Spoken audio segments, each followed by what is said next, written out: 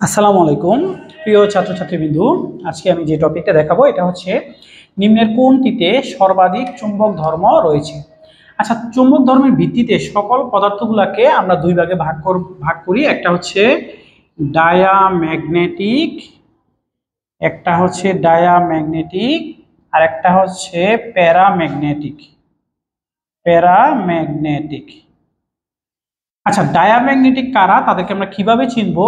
যদি কোনো পরমাণু, মৌল, যৌগ যার ভিতরে হোক, যদি সবগুলো ইলেকট্রন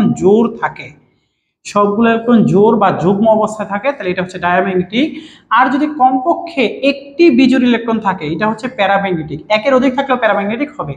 যদি কোনো সিঙ্গেল ইলেকট্রন না থাকে, সবগুলো ইলেকট্রন জোড় অবস্থায় থাকে, তাহলে এটা হচ্ছে ডায়াম্যাগনেটিক। আর যদি অ্যাটলিস্ট কমপক্ষে একটি বিজোড় ইলেকট্রন থাকে, এটা হচ্ছে প্যারাম্যাগনেটিক। আর বিজোড় ইলেকট্রনের সংখ্যা যত বেশি হবে, ওই যৌগের ম্যাগনেটিক ধর্ম তত বেশি হবে বা প্যারাম্যাগনেটিক ধর্ম তত বেশি হবে।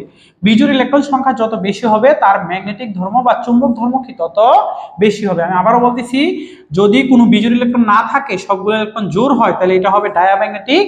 আর যদি কমপক্ষে একটি বিজোড় ইলেকট্রন থাকে, এটা হবে প্যারাম্যাগনেটিক। আর বিজোড় ইলেকট্রন যত বেশি হবে, তার প্যারাম্যাগনেটিক ধর্ম তত কি হবে? বেশি হবে। এবার আমরা আমরা তিনটা एग्जांपल নিছি, একটা করে আমরা ইলেকট্রন বিন্যাস করি। আয়রন 26 এর যদি ইলেকট্রন বিন্যাস করি 1s2 2s2 2p6 3s2 3p6 4s2 আর হবে কি 3d6। তাহলে আমরা যদি দেখি 1s2 মানে s অরবিটালে দুইটা ইলেকট্রন, s এ দুইটা, p তে 6টা, s এ দুইটা, p তে 6টা, s এ দুইটা, এরা সবাই কিন্তু জোড় অবস্থায় আছে। শুধুমাত্র 3d এর যদি আমরা ইলেকট্রন বিন্যাস করি, d উপশক্তি স্তরে অরবিটাল রয়েছে কয়টি? 5টি। অরবিটাল রয়েছে কয়টি? 5টি। এখন হুন্ডের নিয়ম অনুসারে আমরা ইলেকট্রন বিন্যাস করব। এই যে দেখো, প্রথম ইলেকট্রন, দ্বিতীয় ইলেকট্রন একটা একটা থাকবে এবং স্পিনগুলো একই দিকে হবে 4 5, এ হলো 6। তাহলে দেখো বিজোড় ইলেকট্রন কয়টি রয়েছে? এই যৌগের মধ্যে বিজোড় ইলেকট্রন রয়েছে 4টি। সরি, আয়রন মৌলে বিজোড় ইলেকট্রন রয়েছে কয়টি? 4টি। এবার আমরা ইলেকট্রন বিন্যাস করব কার? নিকেল 2+ এর আমরা দেখব। নিকেলের পারমাণবিক সংখ্যা কত? 28। সেম ভাবে যদি আমরা ইলেকট্রন বিন্যাস করি 1s2 2s2 2p6 3s2 3p6 4s2 3d8। এবার দেখো নিকেল 2+ মানে কি? সে দুটো ইলেকট্রন ছেড়ে দিবে। দুটো ইলেকট্রন কোথায় থেকে ছাড়বে? এই 4s থেকে সে দুটো ইলেকট্রন ছেড়ে দিবে। তাহলে 3d তে এবার কয়টি ইলেকট্রন রয়েছে? 8টি ইলেকট্রন রয়েছে। আমরা ইলেকট্রন বিন্যাসটা দেখাই আবার হুন্ডের নিয়ম অনুসারে। ইলেকট্রন বিন্যাসটা দেখাই 1 2 3 4 5। এবার কি উল্টা 6 7 8।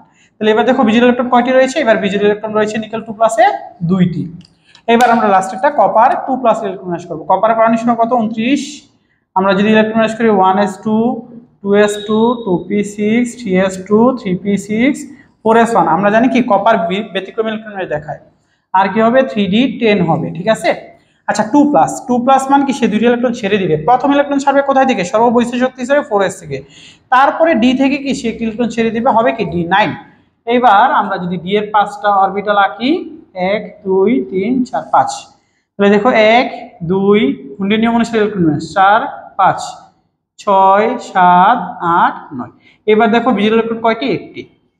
তাহলে দেখো আয়রনে বিজোড় ইলেকট্রন রয়েছে 4টি, নিকেল 2+ এ বিজোড় ইলেকট্রন রয়েছে 2টি, কপার প্লাসে বিজোড় ইলেকট্রন রয়েছে 1টি। তাহলে চুম্বক ধর্ম কার এর মধ্যে সবচেয়ে বেশি হবে? আয়রনের, তারপরে হবে নিকেল 2+ এর, আর সবচেয়ে বেশি হবে কপার 2+ এর।